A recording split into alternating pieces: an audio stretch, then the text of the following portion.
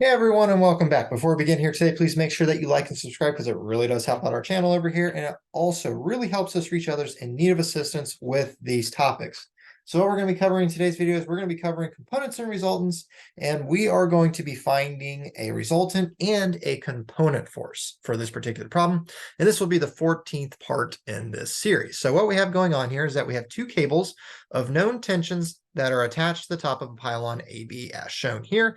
We have one at 45 kilonewtons, 30 degrees off the horizontal, another at 20 degrees or 20 kilonewtons, 12 degrees off the horizontal. And we have a third cable AC that is used as a guide wire. So that just means that it's a stabilizing wire. Anytime you see guide wire, that just means it's a stabilizing wire. So it says determine the tension in cable AC, knowing that the resultant of all the forces exerted at A by the three cables must be vertical. And it says also determine the resultant force value. So we have two parts here. We have to determine the tension in AC, and then we have to determine our resultant force given some information here. So first things first, let's go ahead and let's draw a free body diagram here, which this one is pretty simplistic. You could draw it on here if you want to, but I'm just going to redraw the free body diagram pretty quickly here.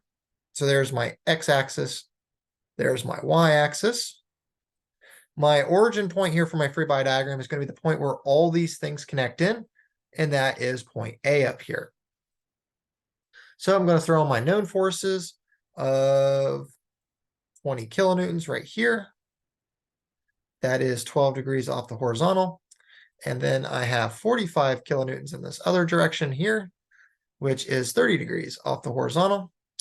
I have my cable AC, which I'm just going to label as force AC. And then we are going to have our resultant force, which we are told must be vertical.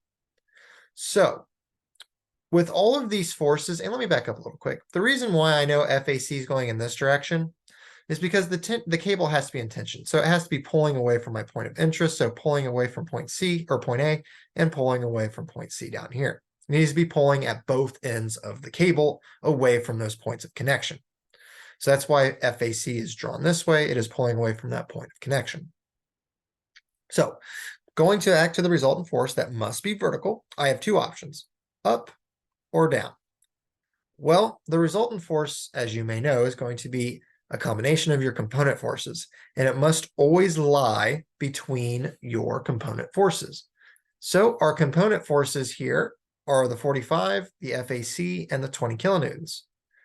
Well, it must be somewhere in between those, and up is not really an availability there. You could also realize it like this, that these forces are all going in the downward direction. We have down and to the left, down and to the right, down and to the right. So when these component forces combine into a resultant force, it cannot be going upward if all the components are going downward.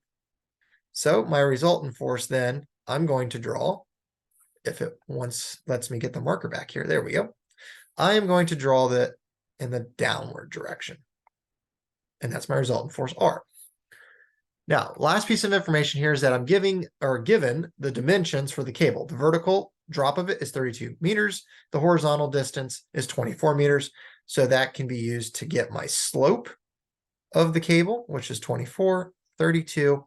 And you always want to complete this hypotenuse side of this little dimension triangle. So 32 squared plus 24 squared square rooted gives me 40.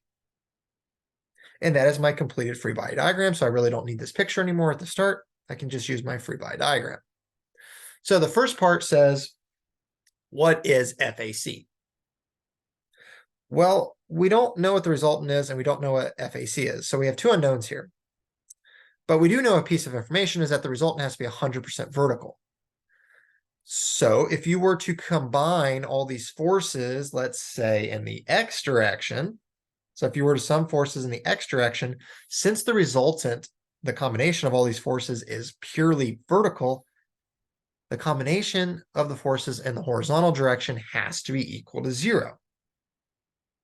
So we can use that to get FAC because the resultant force is vertical, it's fully in the y, it will not appear in this x equation. So let's go ahead and let's sum forces and have them all equal to 0. So my 45 kilonewtons is going down into the left. So it will have a component in the downward direction and to the left. So I'm going to take positive as to the right. So this will be a minus 45 kilonewtons. And then to get it into the x direction, I'm going to have to multiply by the cosine of 30 degrees. It'll be cosine of 30 because the 30 is attached to the x. It is coming off of the x, so the x is adjacent to that angle. And whenever you have an adjacent, that is cosine. Alrighty, so let's go over and do the 20 real quick. The 20 is down and to the right, so it'll be to the right and downward as its components. So since it's going to the right, it will be plus 20 kilonewtons.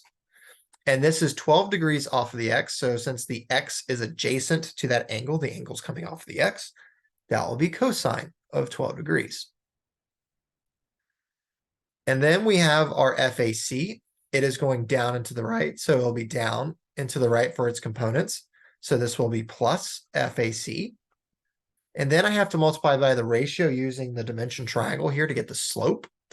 So, or to utilize the slope. So you're always going to divide by the hypotenuse of this little dimension triangle. And then in the numerator of it, it's always going to be the dimension that is measuring in the direction you're looking at. So we are looking at the x, which is the horizontal, and the 24 is measuring in the horizontal direction. So we're going to utilize the 24 in the numerator there. The resultant force is purely in the y, so we do not include it at all in our x.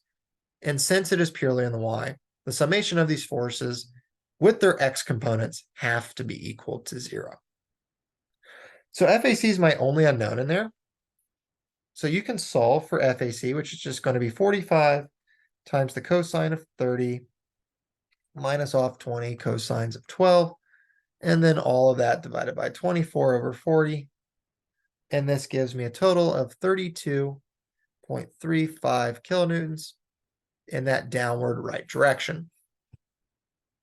So there's one of my answers, and that's how you would find FAC. The trick of that is just realizing whenever the resultant is in one direction, x or y, the opposite of that has to be summed to be 0 with all the other component forces.